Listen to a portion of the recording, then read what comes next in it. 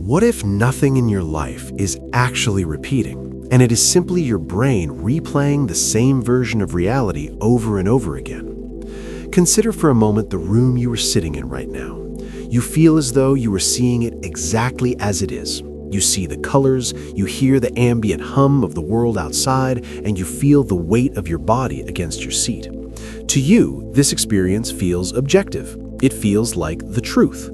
But what if I told you that you are currently standing behind a massive invisible curtain and you are only being allowed to see a tiny pinhole-sized fraction of what is actually happening around you? This isn't a philosophical thought experiment or a metaphor for a spiritual journey.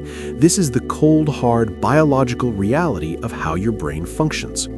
Every single second of every single day, your senses are being bombarded by approximately 2 million bits of information. 2 million pulses of data are hitting your skin, your ears, and your retinas.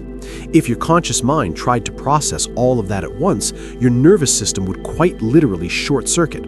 You would be overwhelmed by the texture of your socks, the sound of the wind, the microscopic shifts in light, and the internal processes of your own organs. To prevent this total sensory collapse, your brain has developed a gatekeeper. It is a small, pencil-sized bundle of nerves located at the base of your brainstem, and it is the most powerful editor in existence. This is the Reticular Activating System, or the RAS. It sits at the crossroads of your physical senses and your conscious awareness. Its primary job is to decide what is important enough to reach your attention and what should be deleted before you ever even realized it existed. Out of those 2 million bits of data entering your system, the RAS filters it down to a mere 40 or 50 bits. This means that more than 99% of your physical reality is edited out before you ever experience it. You're living in a simulation, not one created by a computer, but one created by a biological filter that has its own agenda. The RAS evolved as a survival mechanism. In the wild, it ensured that you could sleep through the sound of rustling leaves, but wake up instantly at the sound of a snapping twig that might indicate a predator. It was designed to highlight threats and opportunities for food. But in the modern world, the RAS has taken on a much more complex role. It no longer just looks for predators, it looks for evidence. It looks for confirmation. It looks for whatever you have told it is important. Think back to a time when you decided you wanted to buy a specific car. Perhaps it was a silver sedan, a model you hadn't really noticed before. Suddenly, the very next day, you began seeing that exact car everywhere. You saw it at every stoplight, in every parking lot, and in every commercial. You might have felt as though the universe was suddenly flooded with silver sedans, but the reality is much more unsettling. Those cars were always there. They were in your line of sight yesterday, last week, and last month. But because your brain didn't think they were relevant to your survival or your goals, your RAS simply deleted them. It edited them out of your visual field to save processing power. This mechanism is happening in every area of your life, not just with cars. It is happening with opportunities, with relationships, and with your own potential. If you have spent years operating under the internal program that the world is a scarce, difficult, and punishing place, your RAS has been given a very specific set of instructions. It is scanning your environment for every single piece of data that proves you are right. It will highlight the one person who is rude to you in a room full of 20 people who are kind. It will emphasize the one reason why a project might fail while deleting the 5 reasons why it might succeed. You aren't seeing the world as it is. You are seeing a customized, curated version of the world that aligns with what you already believe to be true. This is why so many people feel like they are stuck in a loop, repeating the same mistakes and encountering the same problems year after year. They believe they are trying to change, but they are trying to change their results without changing their filter. If your filter is programmed to see rejection, you will unconsciously seek out the subtle cues of rejection in every conversation. You will ignore the warmth in someone's eyes because your RAS has deemed it irrelevant data. You will walk right past the open door of opportunity because your brain has edited it into the background, making it as invisible to you as the silver sedan used to be. This creates a terrifying feedback loop.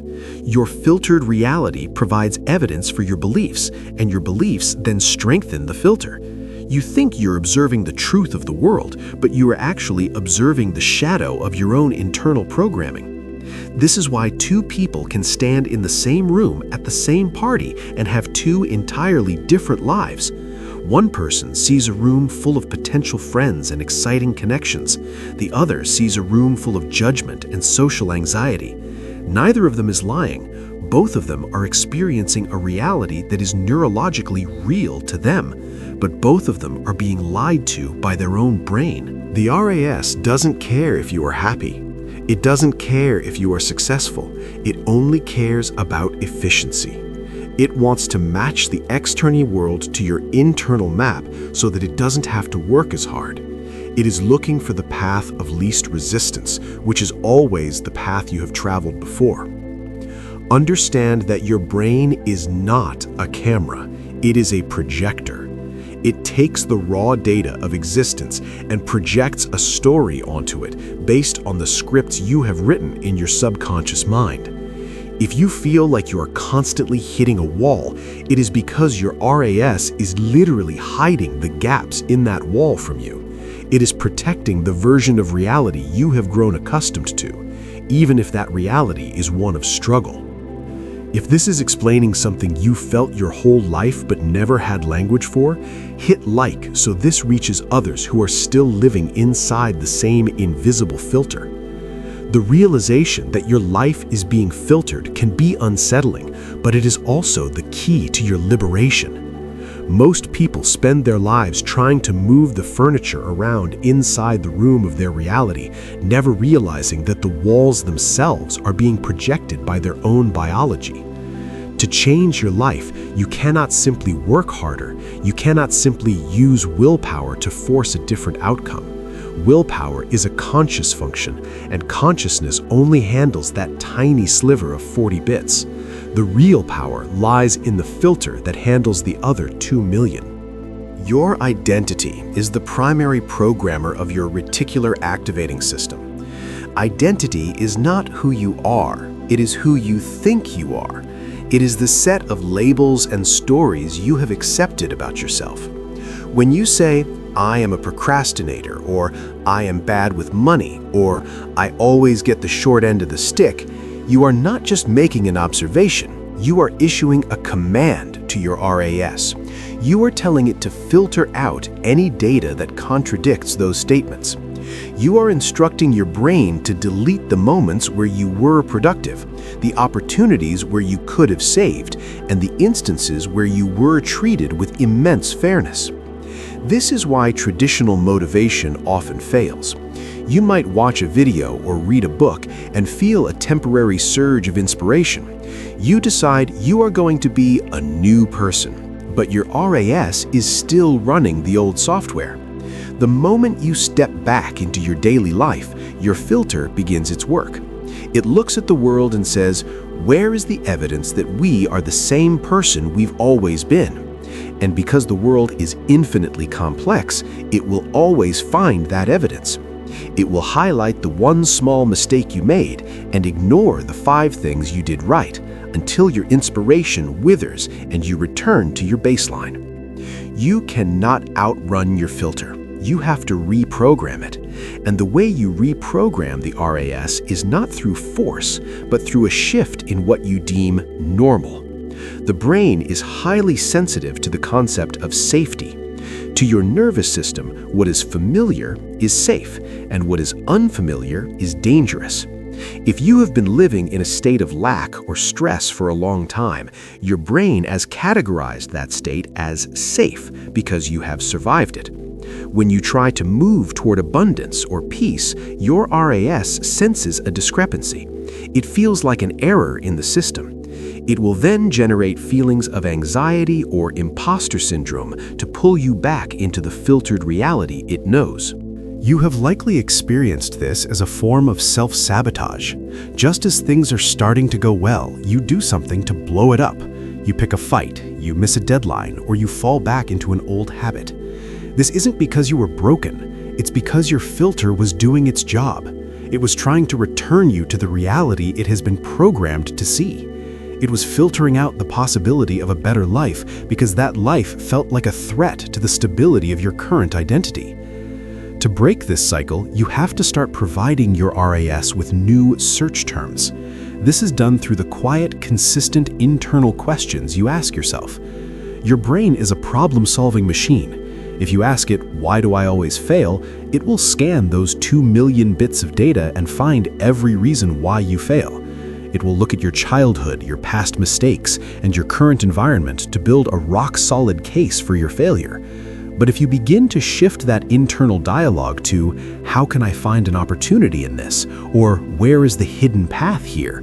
the RAS has no choice but to change its focus. It begins to look for the silver sedans of opportunity. The shift is often subtle at first. You don't wake up in a new world. You wake up in the same world, but you notice a different detail. You notice a book on a shelf that you've passed 100 times but never saw. You notice a look in someone's eye that suggests a partnership you never considered. You notice a thought in your own mind that feels lighter and more expansive. These are the signs that your filter is loosening its grip. Many people mistake this for magic or the law of attraction. They think the universe is suddenly delivering things to them. But the truth is more grounded and perhaps even more incredible. Those things were always there. The opportunity was always on the table. The solution was always in the room, but your filter was editing it out to protect your old identity. When you shift your identity, the filter shifts and the world seems to transform around you. It isn't that reality has changed, it's that you have finally stopped deleting the parts of reality that lead to your growth. This is the hidden secret of lucky people. If you study people who seem to have all the luck, you will find that they aren't necessarily more talented or harder working than anyone else. What they have is a filter that is tuned to a different frequency. They expect to find doors, so their RAS highlights doors. When they encounter a setback, their filter treats it as a temporary noise in the signal, whereas an unlucky person's filter treats it as the core message. Luck is, in many ways, just filtered visibility. It is the ability to see what has been there all along. Once you understand this, the world becomes a very different place. You realize that you are not a victim of your circumstances, but a prisoner of your perceptions. Every limitation you feel, every stuck sensation you experience, is a hallucination created by a brain that is trying to be helpful. It is trying to simplify a complex universe for you, but in doing so, it has accidentally locked you in a very small room. The walls of that room are made of the data points you have chosen to focus on. They are made of the "I can'ts" and the "it's not for me's" and the "that's just how it is." But the moment you realize the walls are just filtered light, they begin to lose their solidity.